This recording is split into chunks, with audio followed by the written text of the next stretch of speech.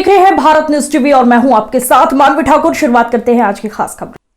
कांग्रेस के हाथों से हाथ जोड़ यात्रा का समापन 25 मार्च को हाल ही में संपन्न हुई राहुल गांधी की भारत जोड़ो यात्रा को लोगों का भरपूर समर्थन मिला। इसे देखते हुए कांग्रेस ने भारत जोड़ो यात्रा के समापन से पहले 26 जनवरी से हाथ जोड़ो अभियान की शुरुआत की। 30 जनवरी को संपन्न हुए राहुल गांधी की भारत जोड़ो यात्रा के बाद अब कांग्रेस बड़े पैमाने पर देश भर में हाथ जोड़ो अभियान चलाकर लोगों को साथ जोड़ने की कोशिश में लगी है। देश भर में 2 महीने तक चलने वाला हाथ जोड़ो अभियान 26 जनवरी से शुरू होकर 25 मार्च तक ब्लॉक कांग्रेस कमेटी की ओर से चलाया जा रहा है। इसके लिए सभी जिलों में ब्लॉक स्तर पर मीटिंग आयोजित कर सफलतापूर्वक इस अभियान को अंजाम देने की रणनीतियों पर चर्चा की जा रही थी। इस हाथ जोड़ो अभियान के तहत कांग्रेस पार्टी के कार्यकर्ताओं ने अपने अपने क्षेत्र के लोगों से डोर टू डोर संपर्क किया, भारत जोड़ो यात्रा के संदेशों को लोगों तक पहुंचाया। हाथ जोड़ो यात्रा का समापन 25 मार्च को किया गया। वहीं पर अकोदिया में योगेंद्र सिंह जादौन, बंटी बना और रामवीर सिकरवार कांग्रेस विधायक कुणाल चौधरी ने बीजेपी को निशाना साधते हुए कहा, हम न्यायालय का आदेश का पालन करेंगे, लेकिन बीजेपी सरकार इस प्रकार से कांग्रेस नेताओं को डरा नहीं सकते।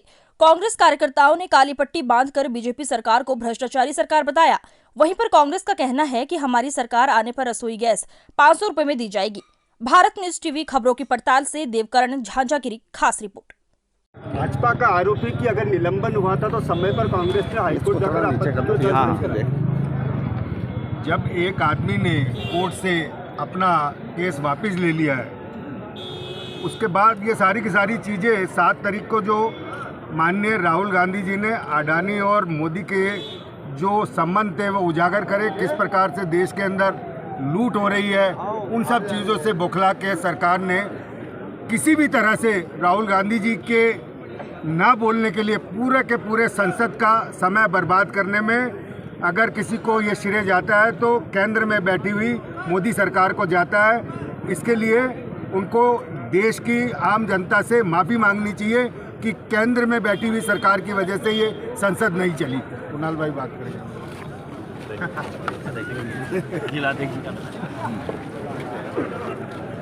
बंटी, किस तरह का संदेश इस आयोजन के माध्यम से देने का प्रयास किया जा रहा है? क्या यही मतदाताओं तक पहुंचाई जाएगी जो भारतीय जनता पार्टी के कार्यों को लेकर आप उठा रहे हैं?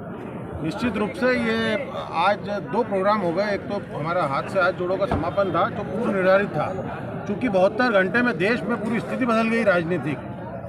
और आज जो हमने राहुल जी के समर्थन में हमने सत्याग्रह करा है, और ये जब तक चलता रहेगा जब तक राहुल जी का निलंबन निरस्त नहीं होता है और पुनः वो लोकसभा में उनका उद्बोधन नहीं होता है।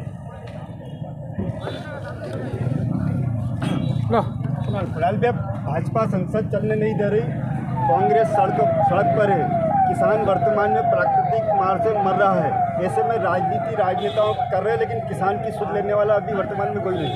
देखिए, एक कहावत है कि जिस दिन ये सड़कें सूनी हो जाएगी उस दिन ये संसद आवारा हो जाएगी।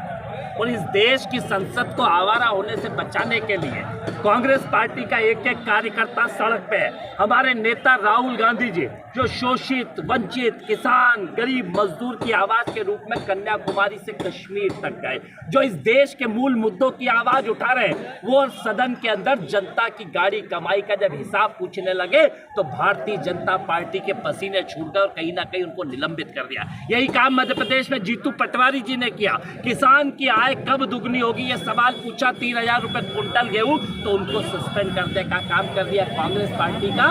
एक एक कार्यकर्ता, एक एक नेता सदन के अंदर लगातार उनकी आवाज उठा रहा है, और जब सदन के अंदर तानाशाही हो रही है तो सड़क के ऊपर कांग्रेस पार्टी के नेतृत्व में कांग्रेस का कार्यकर्ता यहाँ पे लड़ाई लड़ रहा है। और आज जिला कांग्रेस के नेतृत्व में यहाँ